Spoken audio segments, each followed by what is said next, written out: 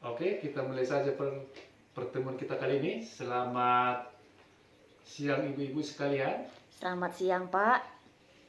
Eh, Bagaimana kabarnya hari ini? Sehat semua? Sehat, Pak. Oke, kalau semua dalam keadaan sehat ya. Baiklah ibu-ibu sekalian, pada pertemuan kali ini kita akan membahas modul 4, yaitu perlindungan anak. Perlindungan anak ya.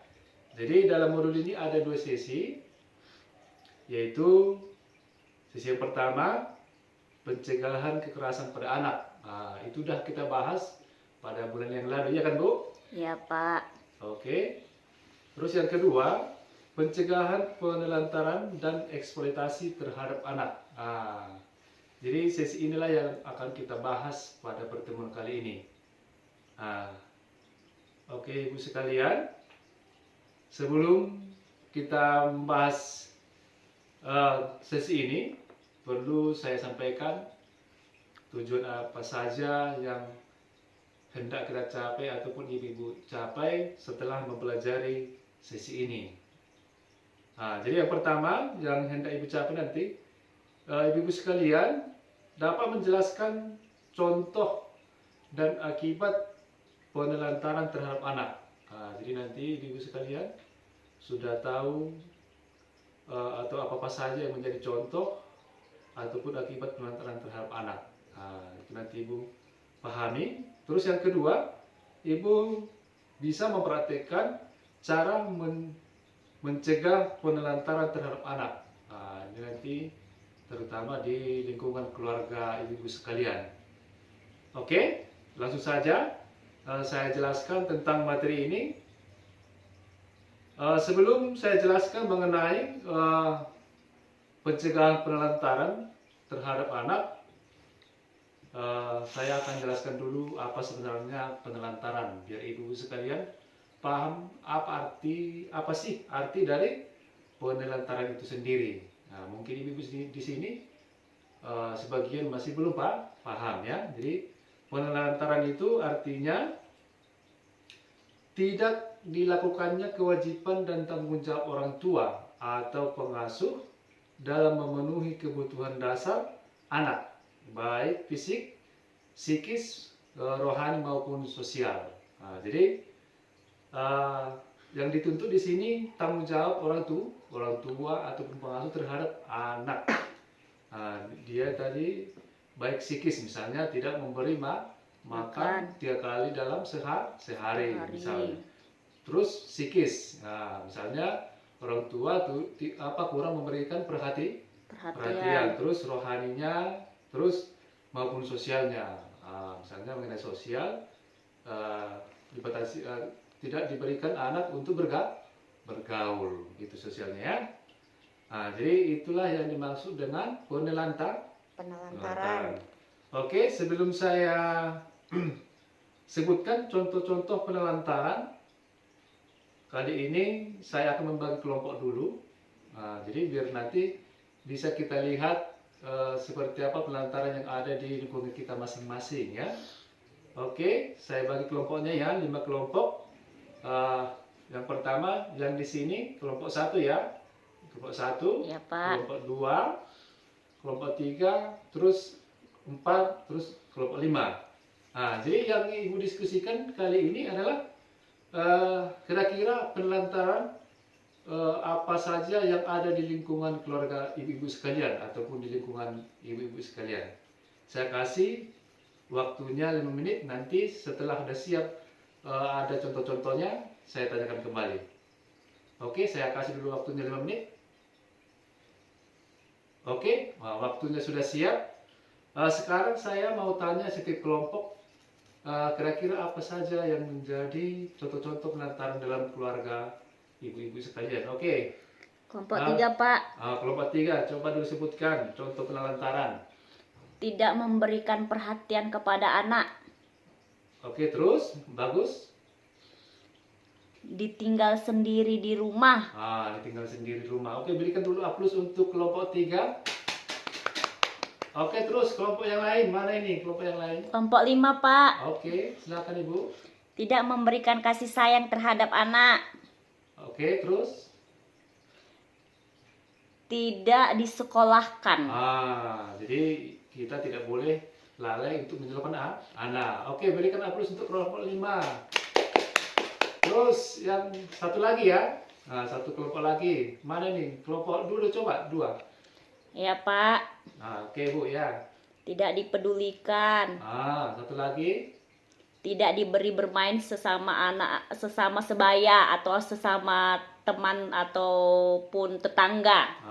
Ya, jadi itu misalnya dari sosialnya kurang diberikan atau tidak diberikan waktu untuk bermain. Oke, berikan dulu aplaus untuk kelompok 2. Terima kasih ibu-ibu sekalian sudah memberikan tadi contoh-contoh penelantaran dalam lingkungan keluarga masing-masing atau lingkungan keluarga ibu-ibu sekalian. Baiklah, saya akan menjelaskan kepada ibu-ibu contoh-contoh penelantaran yang ada dalam lingkungan kita. Misalnya tidak memberikan makanan yang sehat, aman dan bergizi, terus tidak diberikan tempat tinggal dan pakaian yang layak. Misalnya kita harus memberikan pakaian layak, misalnya ganti pakai sekali setahun. Terus tidak pernah diberi waktu dan kesempatan bermain. Jadi anak-anak ini harus ada kesempatannya bermain. Kita berikan waktu bermain berapa jam untuk belajar, terus istirahat dan sebagainya ya. Terus tidak diizinkan sekolah.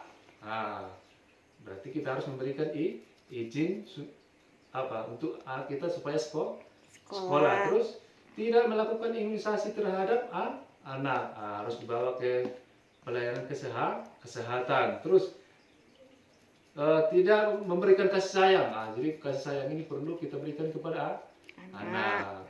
Jadi kasih sayang maksud misalnya kita harus dalam mengajarinya penuh dengan kasih sayang, dengan kelembutan ya. Oke.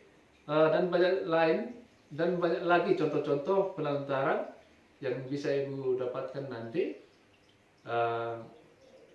Tidak semua saya sebutkan, tapi itulah contoh-contoh penelantaran yang ada dalam lingkungan kita. Jadi sudah jelas ibu-ibu sekalian kira-kira contoh-contoh apa saja yang menjadi ataupun yang terjadi dalam lingkungan kita. Sudah jelas? Sudah, Pak. Baiklah, kalau sudah jelas, terus yang berikut akibat dari penelantaran ini terhadap anak. Jadi contoh-contoh penelantaran yang saya sebutkan tadi pasti berakibat terhadap anak. Misalnya putus sekolah. Jadi anaknya tidak sekolah, ya kan? Terus kurang gizi. Akibat kurang gizi, ibu-ibu sekalian sudah paham kan? Anaknya menjadi bagaimana? Sakit, kurus, ya kan? Dan lain sebagainya. Terus ada yang celaka, ada yang sakit, ya kan? Terus kalau kurang perhatian, misalnya bisa jadi digigit binatang, kurang perhatian dia, tidak diperhatikannya anaknya kemana dia bermain. Terus sering ketakutan, tidak berani. Jelas ya. Kemampuan berbahasa rendah, bisa jadi gagap, ya kan? Yep. Terus anak tidak merasa nyaman, susah bergaul, mengalami penyendirian dengan diri pada masa yang akan datang. Sudah jelas ya kan?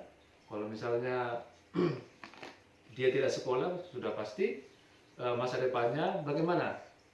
Tidak tercapai dengan yang cita-citakan, ya kan? Oke. Jadi itulah contoh-contoh penelantaran dan akibatnya terhadap anak. Oke, sampai sini ibu-ibu sekalian kira-kira masih paham? Paham? Paham, Pak. Ada pertanyaan kira-kira? Tidak ada? Tidak, Pak. Cukup? Oke. Cukup. Kalau tidak ada pertanyaan, saya akan simpulkan mengenai contoh-contoh penelantaran yang terjadi di lingkungan kita ataupun kesimpulan mengenai sesi ini ataupun bagaimana cara kita untuk mencegah penelantaran anak. Jadi yang pertama, cara mencegah penelantaran yang pertama, ibu-ibu sekalian harus memenuhi kebutuhan dasar anak. kasih sayang, sandang, pangan, dan papan. Nah, jadi kita harus memberikan kasih sayang, sandang, pangan, dan papan. Ya. Terus meluangkan waktu untuk bersama dengan anak. Nah, jadi di samping kesibukan orang tua untuk bekerja, harus memberikan waktunya terhadap anak, baik untuk bermain dan sebagainya. Terus berbagi tugas dalam mengasuh anak. Artinya berbagi tugas si ayah dan si ibu. Terus mendidik anak tentang apa yang boleh dilakukan dan yang tidak boleh dilakukan. Jadi harus ibu-ibu sekalian harus pandai-pandai untuk mengajari anak mana yang seharusnya boleh dilakukan dan mana yang tidak boleh. Terus memperhatikan pergaulan anak, lingkungan. Jadi lingkungan ini harus pandai-pandai kita memberikan kepada anak. Mana lingkungannya yang cocok untuk anak kita, misalnya usia sekian, di mana dia lingkungan yang cocok, kan gitu. Terus memperhatikan perkembangan anak. Terus menitipkan anak di tempat penitipan anak. Jadi kalau misalnya ibu-ibu sekalian ataupun ayahnya bekerja, jangan menitip anak sembarangan. Harus dititip penitipan anak. Terus bawa anak ke tempat kerja. Dalam arti jika ada fasilitas yang aman, misalnya kalau ibunya, bapaknya kerja ataupun orang tuanya kerja, anaknya bisa dibawa ke tempat kerja jika ada fasilitas. Biasanya ada, misalnya ada ruangan khusus untuk anak pegawainya, misalnya ya. Terus konsultasi dengan pendamping PKH untuk membantu mencari solusi.